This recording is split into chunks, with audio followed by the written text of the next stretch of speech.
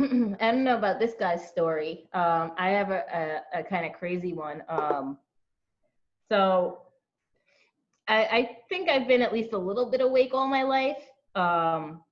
You know, when I was little, I used to, you know, see things in my curtains that turns out was some kind of fairy.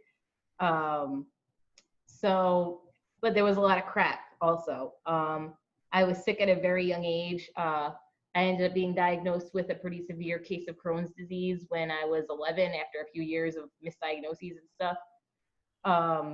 From there, my parents were, well, my mother got kind of overprotective, and, you know, plus I was struggling with being sick. I ended up, you know, getting into drugs when I was like 12, first weed. And then, you know, from all the time being out in school, I felt like the only thing I was good at was partying, because at least on Long Island, you know, all the sports and everything, by the time you're in 7th grade, it's, you know, everybody's good at their thing already. So that set me back. And of course, you know, you use substances and it leads to kinds of imbalances and stuff like that. I could probably fast forward to when I was 19, that was 2005. That would probably be the first big like wake up I started having. I was about 19 years old, and me and a very good friend of mine, we went to these like meditation groups, and she'd see, but before she was famous, she would actually see, what's her name? Teresa Caputo, because we lived right there. And then we'd also do things like go to Mount Misery and stuff like that. And I remember at that time, you know, there was something going on with me, because I'd get these bouts of sleep paralysis where, you know, I'd wake up and I couldn't move and everything like that, but I'd also feel on the small, like, in back of my solar plexus is pulling.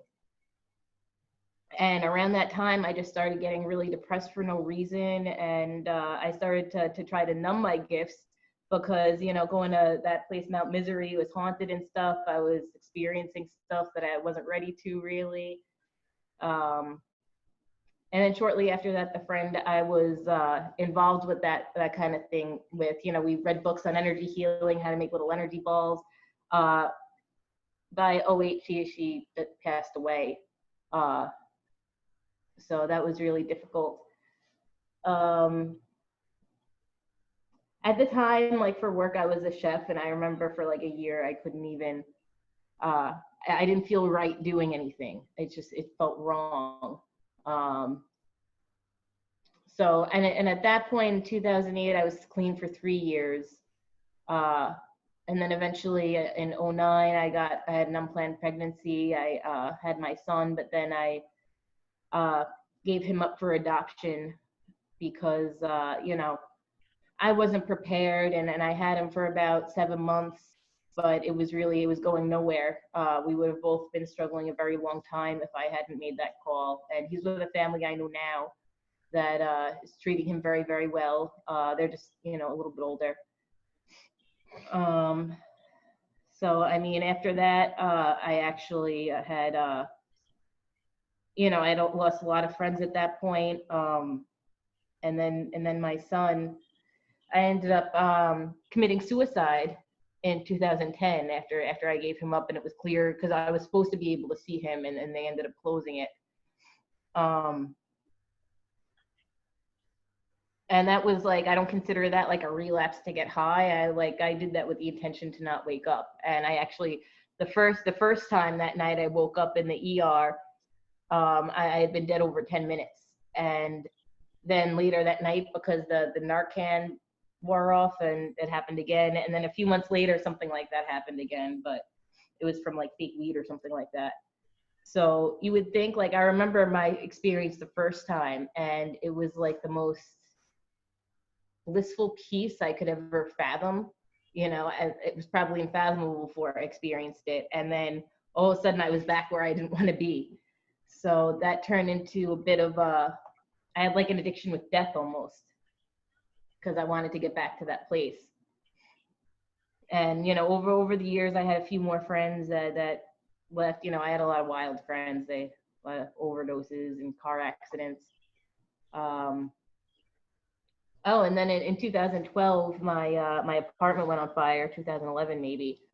and I ended up moving in with my father's friend, and that turned into a really messy situation where, long story short, it turned into him slowly having me do more and more sexually until I was actually having sex with him for a place to live. And meanwhile, I'm getting, addicted to my anxiety medication and stuff like that because just so much crap has happened.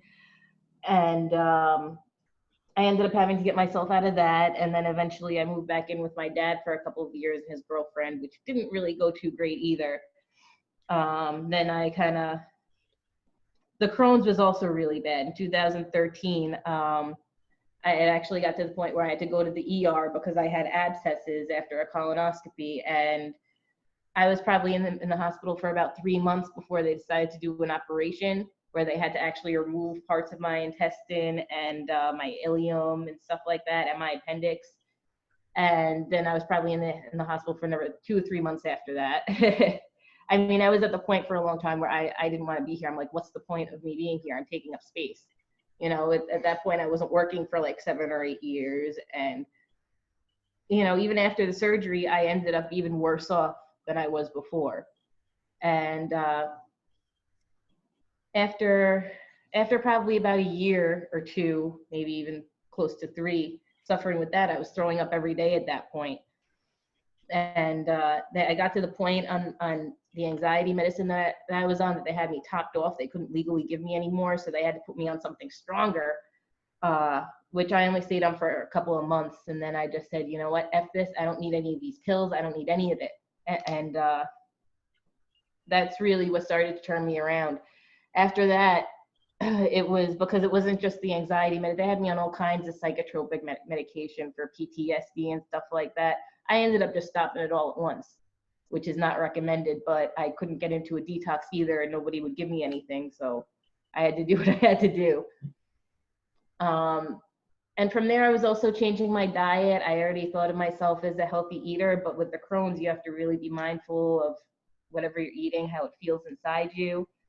So, I mean, after doing that and then starting to switch my diet, it was only a couple of weeks after that, after struggling for years, like over a decade, I was struggling. They were telling me to eat pasta, drink shakes. Well, it turns out my biggest problems were I have a very bad sensitivity to milk and wheat. So I had to do more of like clean eating. I did paleo for a while, and now I'm eating like rice and stuff again, but I'm trying to eliminate meat slowly.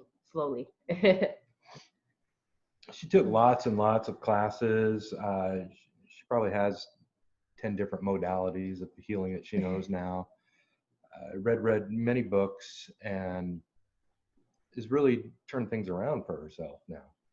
And we feel that kind of the awakening process was a big part of her trying to, you go through this process of kind of purification of the mind, body, spirit, and as you're doing that and you're trying to fix things in your life, you kind of sort of, I guess, see the light and you start seeing the mystical things around you.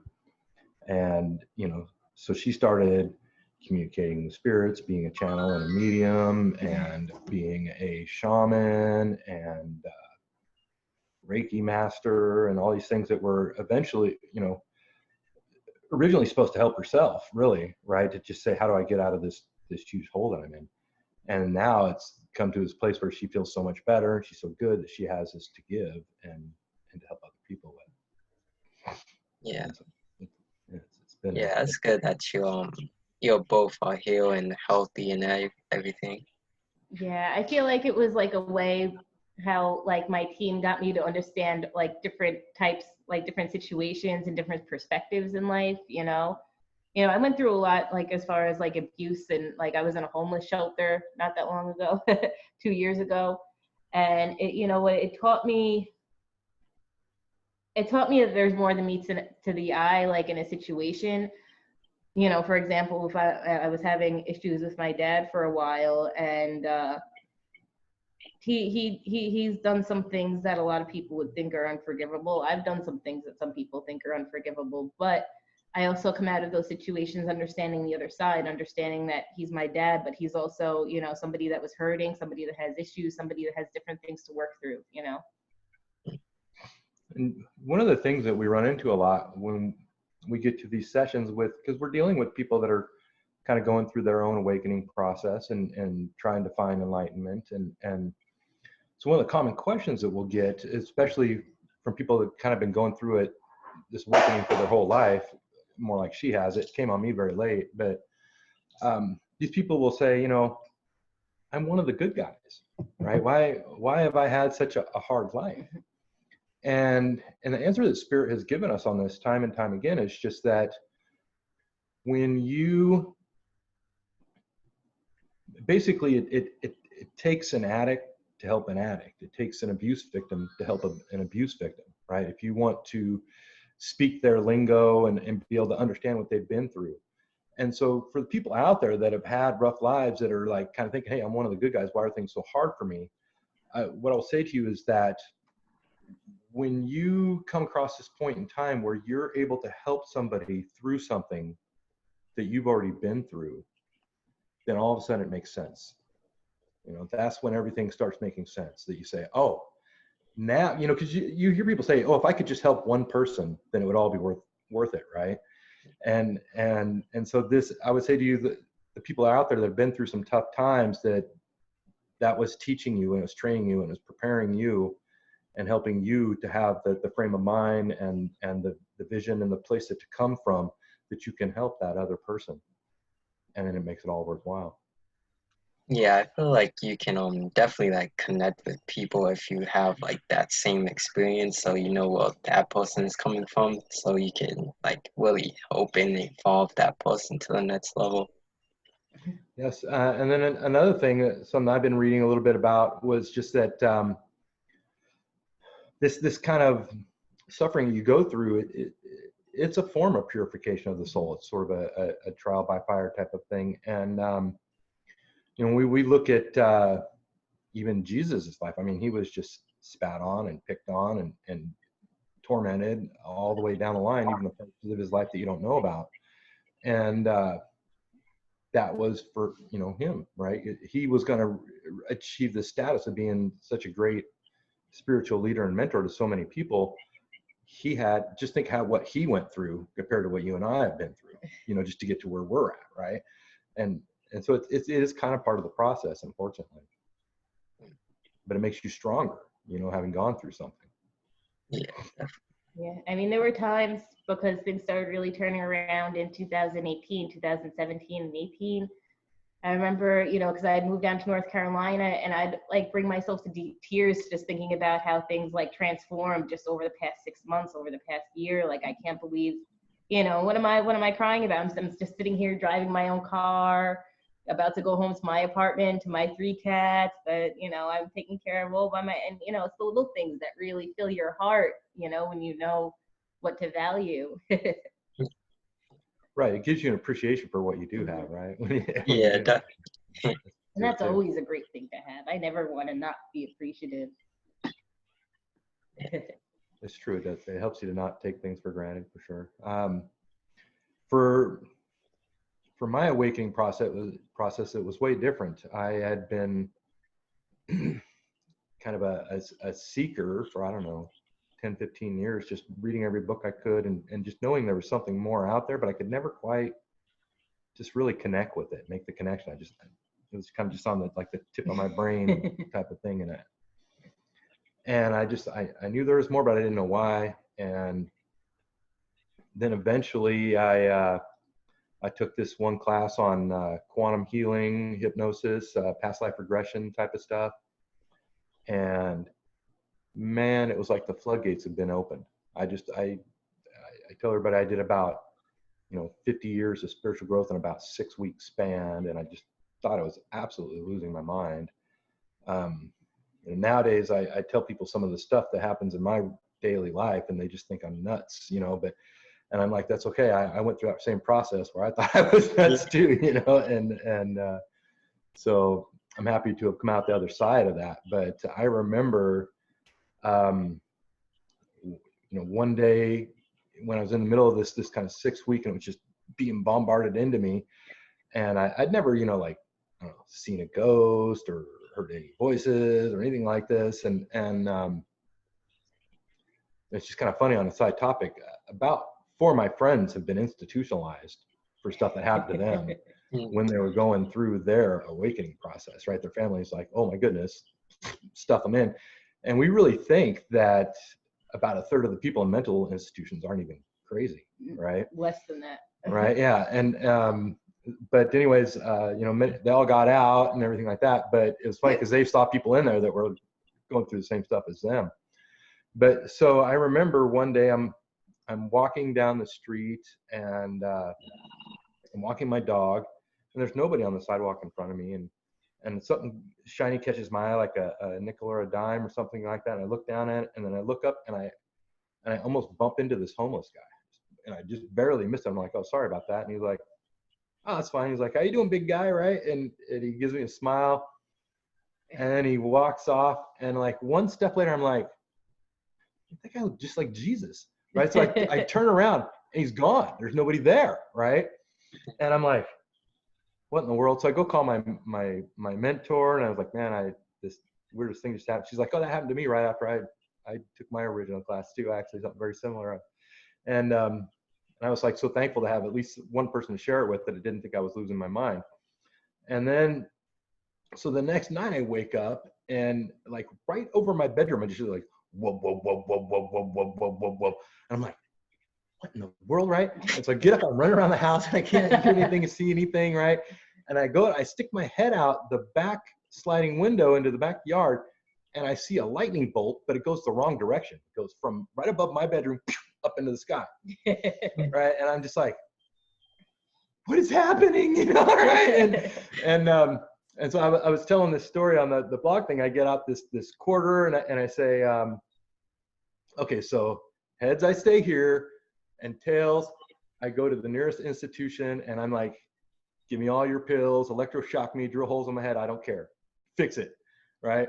And so I flip the coin, boom, heads.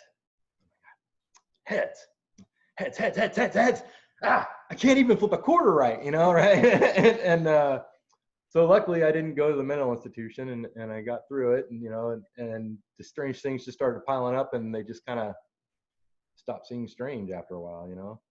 And, you know, and these days, we don't do anything, well, much anyways, without going to spirit on it. Nowadays, you know, we like, oh, let's go see, there's an ascended master wants to weigh in on this issue, or an archangel or something like this. And so we were able to use this in our healings as well, because those guys give such good messages and information that really seems to touch people in the heart. And so, you know, this is a big part of our life these days, is kind of going to spirit, being guided by spirit, kind of being into, I mean, we're not into any religion or anything like that, but, you know, we do kind of believe in divine timing and, you know, divine plan, and just kind of surrendering to that a little bit as well. And we're also, you know, we have that source light in us, we have that power inside us, but we don't fully know yet how to tap into it.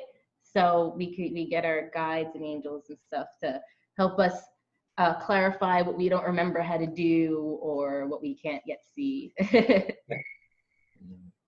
I mean, it's a very fun world, and we hope that there's a lot of people out there that are kind of maybe watching, and they're going through the initial stages of this, or some of the rocky parts of it, and, you know, we just want to let you know that you know, the light at the end of the tunnel, it's a world of ever unfolding mystery and adventure, and it just, there's so much to learn, and it never stops. Like, you know, you just look at where I was a month ago versus where I'll be a month from now, and I'll be a totally different guy. The world will have changed for me once again. And, but it's so fun riding that ride, you know, and being on that particular roller coaster of just new things unfolding all the time, and new mysteries of the universe, and understanding the structure of things, and, you know, what makes kind of the world go around, so to speak, and the whole universe go around. Love. Right? How did you guys find each other, like your twin flame? Well, this was, you know, it's so funny because I always thought of myself as like a good manifester. Like if I would think of something, it would usually happen if I really put my mind to it. And Lisa is the same way. And this is, to me, the perfect example of surrendering to divine will and divine timing, because all the things that I've ever tried to manifest, they were cool. You know, if I wanted a car or a safe place to live or something like that, it was nice. But the stuff that spirit gets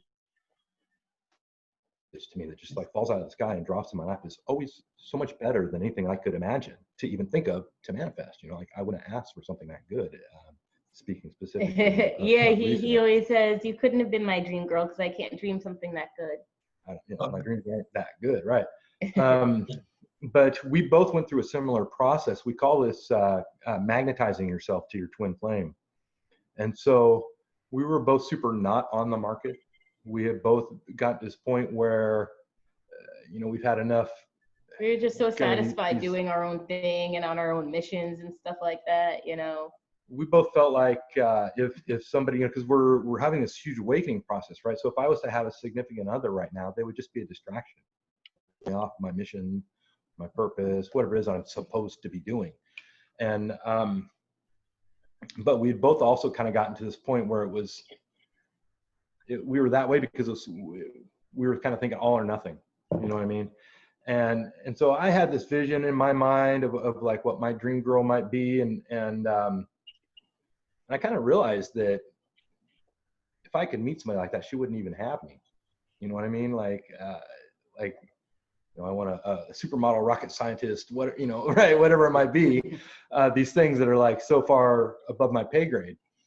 And so what I decided I was going to do is I was going to really just go inward. I was going to forget about everything and everyone. And I was just going to really focus on myself, raising my vibration.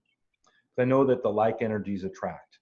And so I wanted to be a place where the thing that I attracted was actually on the level of what my imagination thought I merited, which I didn't really.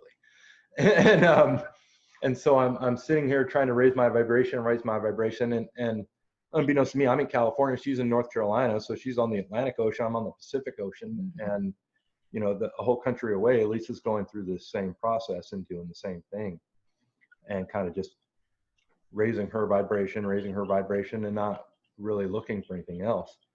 And we met online. We had just a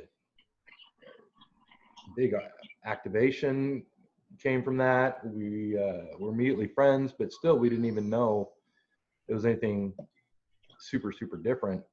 And then I started to get an idea, but he was under a spell. right. Anyways, yeah, like, and somewhere in this whole process, I went on a mission from God down to Brazil and got kidnapped before we could even get to meet, but that's a whole other story. And I told him too, I even did a reading for him that was just spot on he was going to end up suffering in silence, and he did.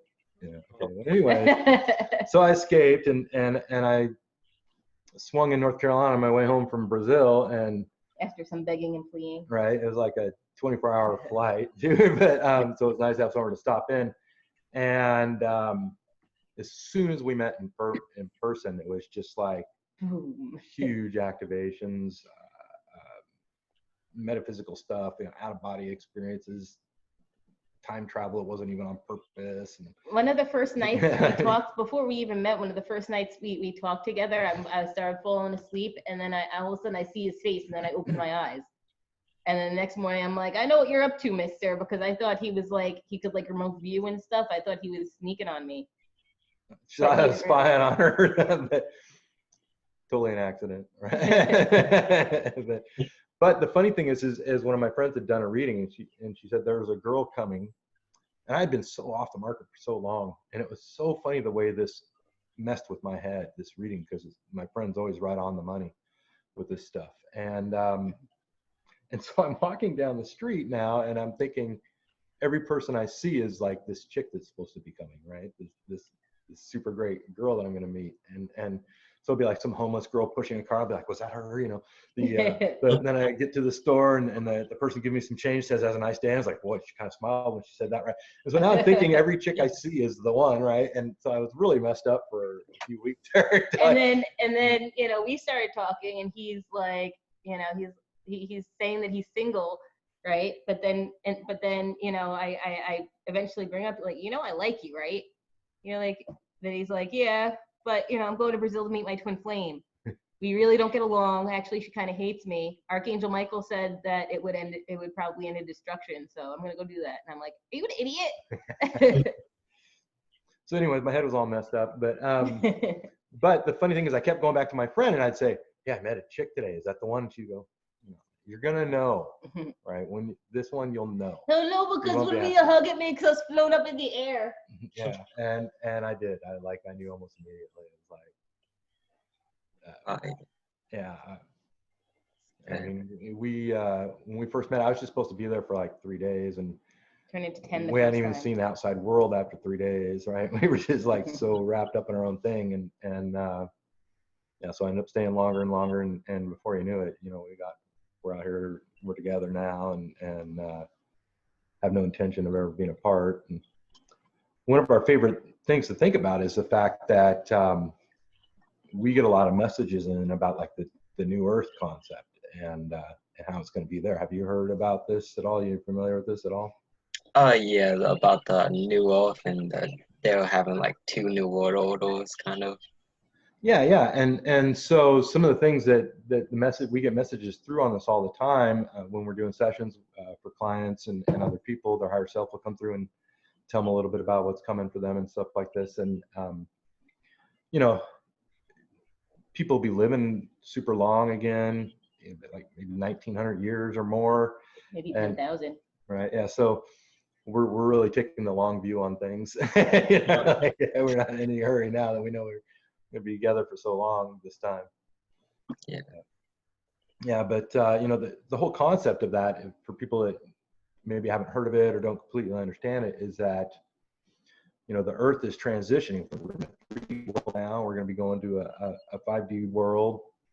It's been there before, Atlantis and Lemuria, but it kind of got drugged down, and that's kind of what caused the downfall of those societies. But it's just part of the Earth's normal cycles as well. But the current experiment is can the Earth get people, humans, up to 5th dimension in a physical body as opposed to like being a more spiritual thing?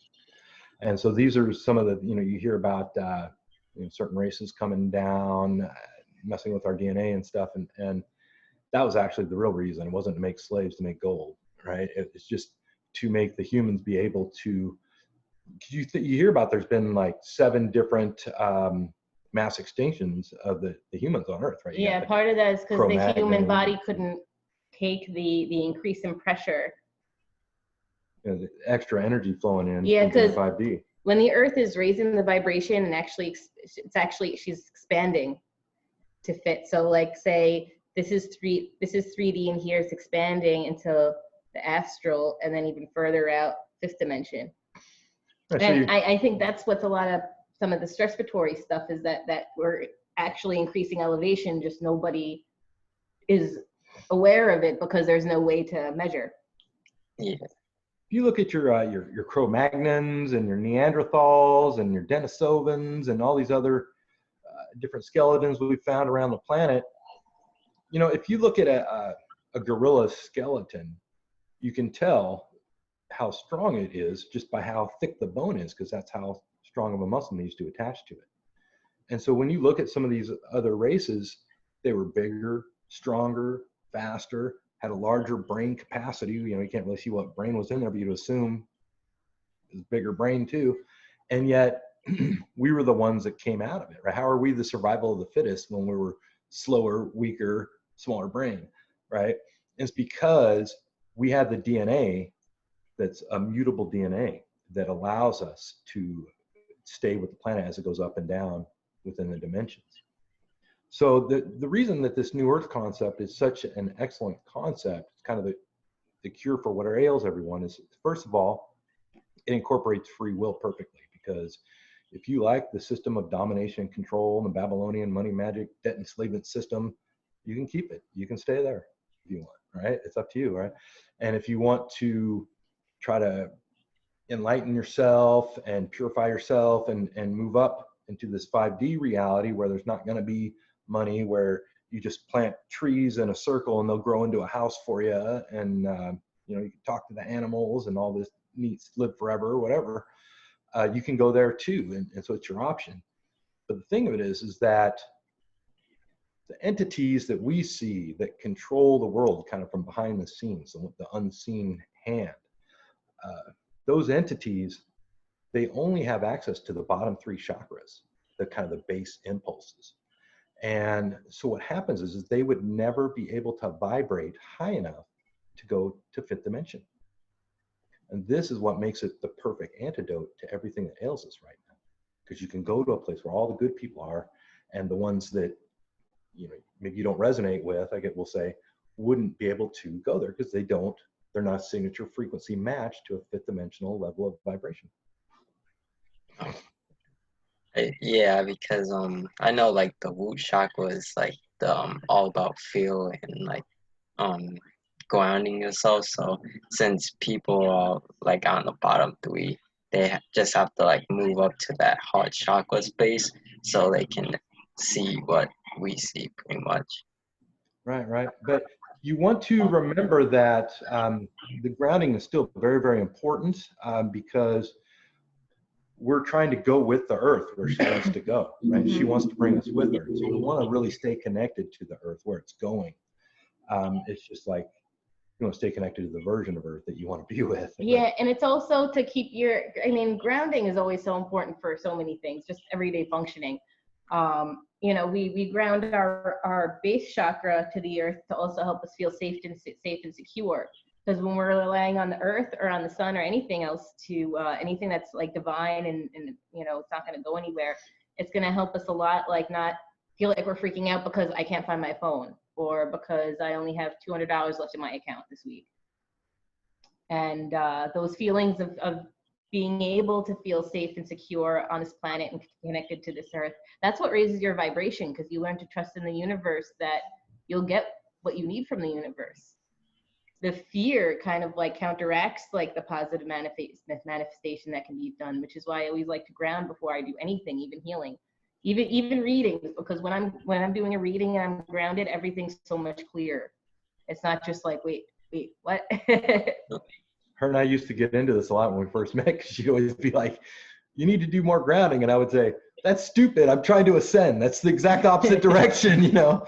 And now I've come to see that, you know, well, I'm trying to ascend with the planet so I can ground to the planet. That's fine. Right? I don't want to get left behind. And also when you want to be like talking to people about this stuff and educating and actually wanting to be understood, at least to a degree, you don't want to be like, oh yeah, man, did you, oh, look at that light. That's a little counterproductive. I think it paints a stereotype. It's fun sometimes, but while we're alone in bed. Yeah. Yeah, so you guys are both into like astro traveling and meditation too, right? Yeah. Yeah, very much so. She does a lot of the like the shamanic journeying style of things. Yeah, the shamanic journeying is pretty much like astral travel, where you'll get you'll ride a dragon or go inside a tree and either go up or down to a lower world or an upper world or a middle world, and you astral travel that way. We have many different healing modalities and things that we do. It's on our website, divinetrine.com. But one of the things we also do for fun is the what we call quantum travel. And so what had happened is this originally started off when I was doing I'd taken the course on the past life regressions. And we would take somebody and we would send their soul back to the lifetime that is affecting this life the most.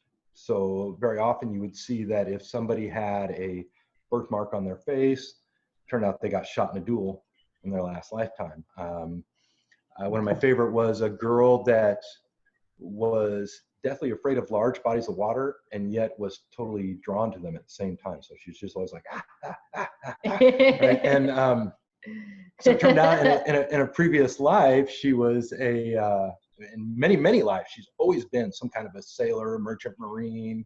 She's always been on the water throughout all of her lifetime. So maybe she started out as a mermaid or something, I don't know. But anyway, she's always had, all of her lifetimes are always on the water somehow. Well, in the last one, a couple back anyways, she'd been a pirate, and they had like caught her ship at sea and circled this thing out and burned it down and just watched all the pirates go down with the ship. And so we were able to release this trauma from the past, and now she can go back to the ocean and not be afraid of it, where she's always been meant to be. So it was pretty neat for her. And so that's kind of how the past life regressions work. These traumas, they kind of follow you from lifetime to lifetime sometimes. We have what you call cellular memory. So each cell has to have its own memory, because when that cell divides, it has to be able to remember what it's supposed to be. You don't want a toenail showing up in your brain, right? You don't want liver showing up in your stomach, okay? So each cell has its own memory, and depending on who you talk to, it might go 7 generations back, 9 generations back, might go forward 2 for that matter. But anyways, one day I got to thinking, I was like, well, what if I don't want to go to this past life that's affecting this one? But I don't care about that, right? And so we started altering the way we did the induction and doing some experiments, looking into remote viewing and how the government uses their protocols, the CIA does it, and kind of brought it all together in this little conglomeration. And so now what I do in the quantum travel modality is I can actually send somebody to anywhere and any when they'd want to go. So, you know, if you want to go see the signing of the Declaration of Independence, if you want to go down into the Hollow Earth, if I've sent, you want to go back to Lemurian times? Atlantis is very common, right? I run into a lot of people there. Or if you want to see the moon? My first experiment, what happened is the stuff that we would learn in these quantum travel sessions was so mind-blowing. And people would say, well, how do you know this isn't just a figment of your imagination or their imagination? So I started sending groups of 6, 10, 15 people at a time, all to the same place. And I would do a group one. One of my first sessions, he sent me and a few other people down to Telos. And I never, I didn't know what it was supposed to look like. And I started describing like these different levels and like this temple with a pyramid in the middle of it. And, a couple weeks later, I started reading the book Telos that describes it. And I described it the way it was in the book, and I had never read the book. And Telos is an inner Earth city where people from Lemuria went to. It's underneath Mount Shasta, for anybody who doesn't know about that place. And that's they vibrate between 5th and 7th dimension. We're being called to open up a holistic healing center and a spiritual learning retreat somewhere when we find a nice desolate place. But we've been told that people from inner Earth and even some of the benevolent ETs will come down and kind of help us to establish a more utopian society once we get there and we can get our vibration high enough. Even where we're at, and we've been working very hard on it, but they're still saying, well, you guys need to fix this and you need to fix that and you fix this before you can come down and visit us. And well, our list isn't too long. We're already almost there. It's like these couple little minor details. We still eat fish sometimes. And it really comes down to, and for anybody that's saying how do I know I'm going to get to New Earth, right? Anybody You'll can get there. It's just a matter of are you going to get there in this body or not? Right. You may just incarnate there the next time or whatever, but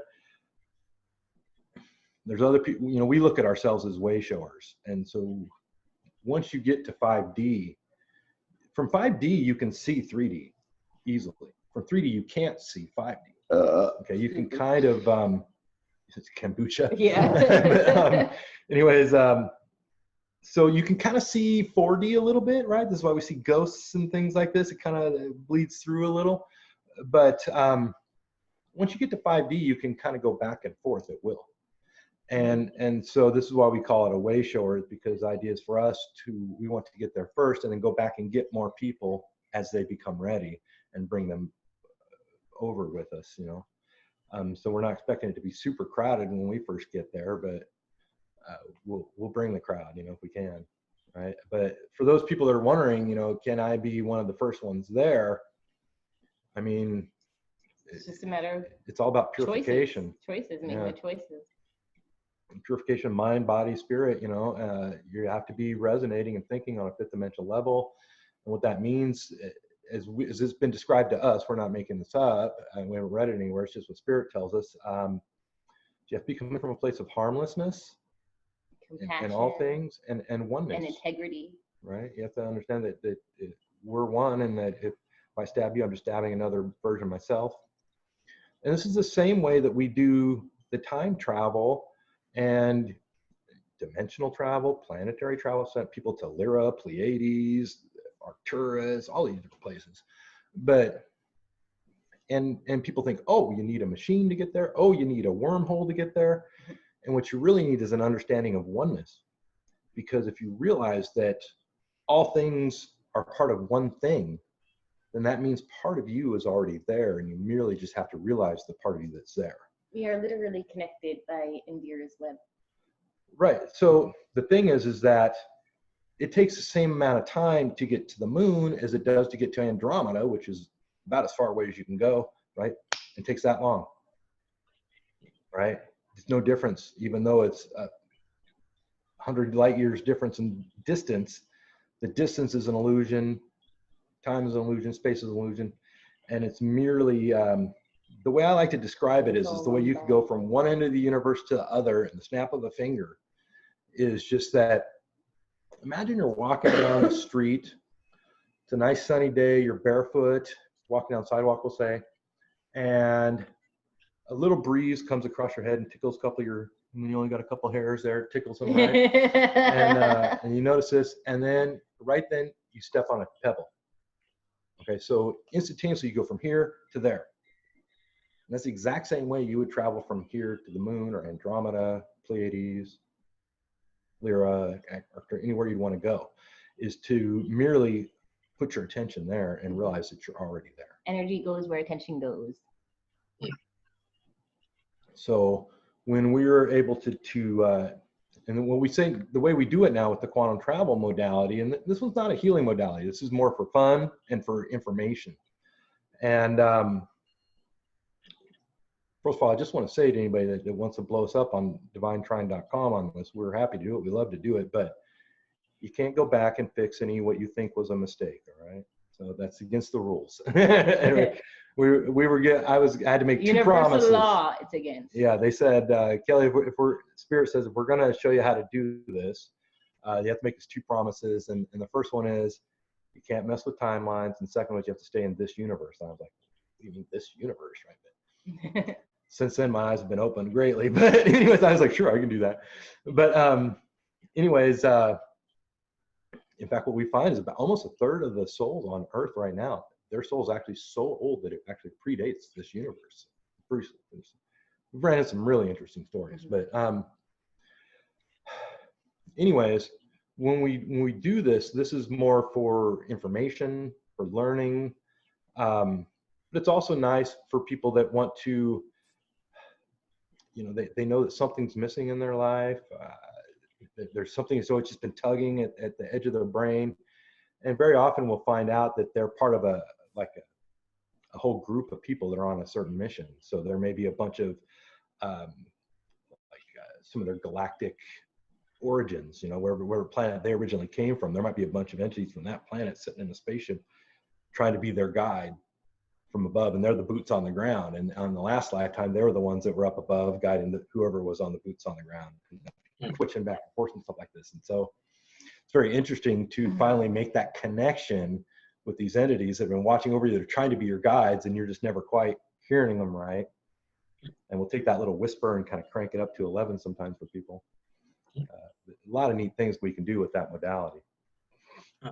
Endless possibilities. Yeah, for sure.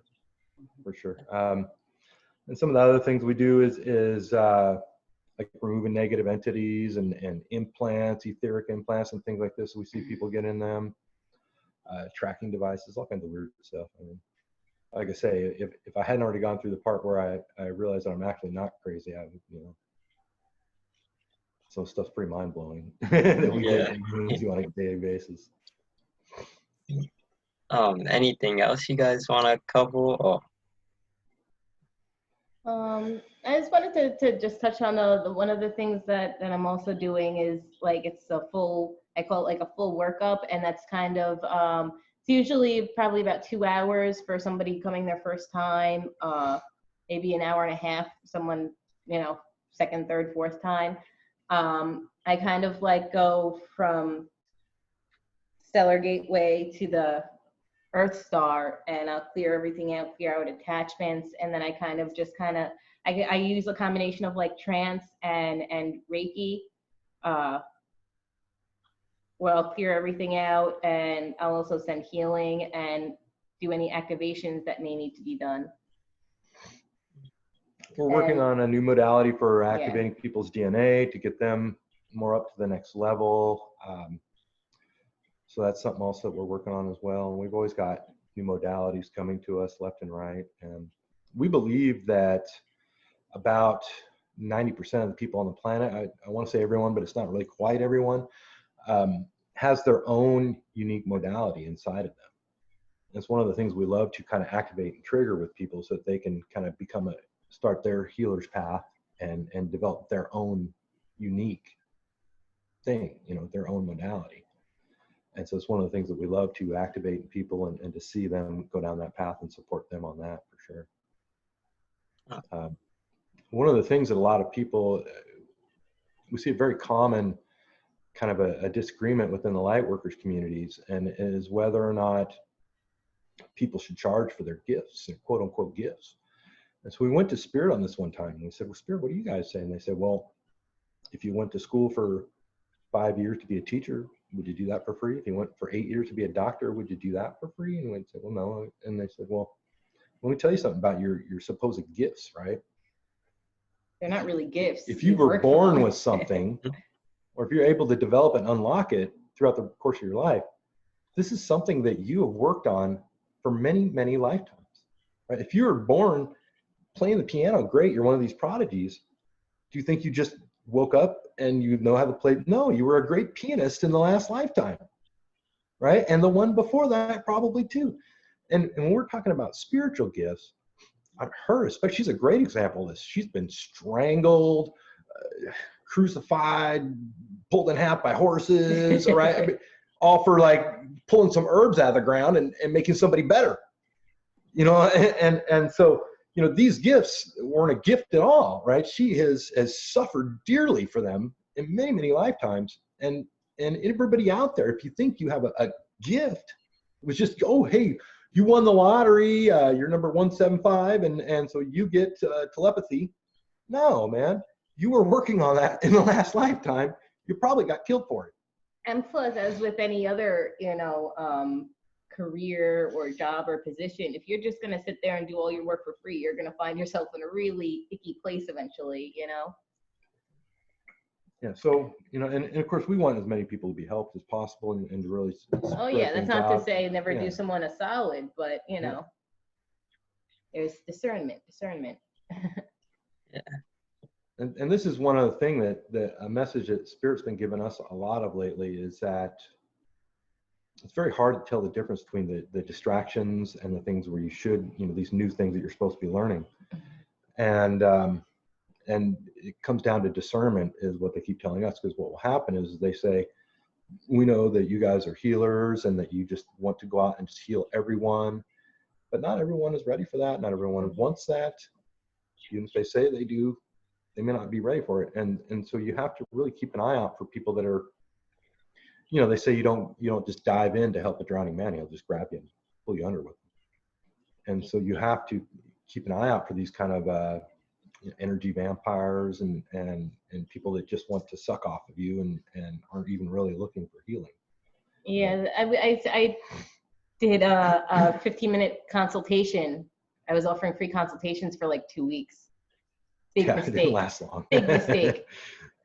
And again, I'm all out for helping people that you know, could actually use my help and that want to help themselves. But the thing about healers, even readers, we're not actually doing anything for you. You're just getting guided through the process to learn how to do it for yourself, you know? Nobody's actually going to get any you know, help just not doing any kind of work. And that's not to say it has to seem like work, but anybody who's on the path towards healing and stuff, they're doing all of that themselves. And if you're not willing to do that, and you know, if you just want to take time and try to get someone to fix your problems, then I'm not the right person to come to, because I'm all about teaching you how to fix your own problems, and it's going to waste both of our time. We always say that you know, the power of the mind, it's so amazing, right? When they are coming up with a new drug and they have to do these double-blind tests and clinical trials and everything with them, they're usually going up against a sugar pill, right? The placebo effect, right? So you put a new drug on the market, you just got to be better than a white pill with sugar in it, right? Because the mind does so much, and so it's actually a pretty high hurdle to get over. You know, you give half the people a placebo, and you tell them it's a cure, and they get better. And so your cure actually has to work better than that. Is how it gets to be a real medicine. And so this is what we're focusing on, is like helping you to help yourself, right? Yeah. Opening up your mind to the power of your mind. And how you can heal everything and fix everything and change everything in your life if you want. You can go from being in a deep, dark hole to being in a great place where you're turning around saying, who can I help now? And we'd love to help anybody on that path that's either going through an awakening that's kind of mind-blowing to them, or has gone through that and is ready to start thinking about ascension and going to the next step. We love to guide people anywhere on those paths. Oh. Thank you for being on here, and I'll definitely put your links down below in the description. Thank you. Oh, okay, I will send them to you. Yeah, definitely. So, you know, one of the things that I just want to say is that this is a real interesting story. We call our Facebook page and our website Divine Trine, and it's because we believe that on a quantum level, there's an antidote to all things. And that antidote comes through the Trinity. So the way it works is this: you've got positive, negative catalyst, male, female, creation, light, dark, movement, force, opposing force, evolution. So these are all different ways you can look at the Trinity. And so we often hear these stories that they say good will always triumph over evil, and you think, well, could that even be true? Because good has their hands tied and evil can do whatever they want, right? Like, they don't have to do anything other than whatever they feel like, whereas good has to be good while they're doing whatever they do, right? And they gotta, you know, somebody hits you over the head with a bat and you gotta kiss them, you know, and like you're supposed to somehow win that way, right? And so the answer comes through the Trinity on a quantum level. So force, opposing force, and evolution. So what happens is, the reason, for instance, that Corona is going to backfire, it was set upon us, man-made thing, and it's supposed to unite everybody in fear, right? And instead what happened is everybody got a 3-week vacation, and when they go back to work, they're all gonna be fresh as daisies. So the overall vibration hasn't been lowered the way it had been hoped to. I think you need help telling time. It's been more than 3 weeks. Whatever. Way more than 3 weeks. Anyways, this is what happens when you do too much travel. You can't tell what's real or where you're at. But anyways, so the reason good always triumphs over evil is because force, opposing force, evolution. All they can do is give us the opposing force that we need to bring about our next evolution. And so that's why good always ends up, well, quote unquote good. I don't really believe in good. I don't like those words really too much, but you know. Yeah, but this is something that you can look to and you can think, you know what, this is just giving me the opposing force that I need as a catalyst for my next growth. And it will always be that way if that's how you look at it. So anyways, that's why we call everything Divine Trine, because we're really into the Trinity and the way it solves all problems if you look at it right. Oh, nice. Yeah, that was great. Thank you, guys. All right, man. Yeah, well, if you ever want to talk again, let us know. Oh yeah, definitely. Thank you. All right, well, nice meeting you, and we hope you have a great day, and hi out there to all the audience. Yeah, you too.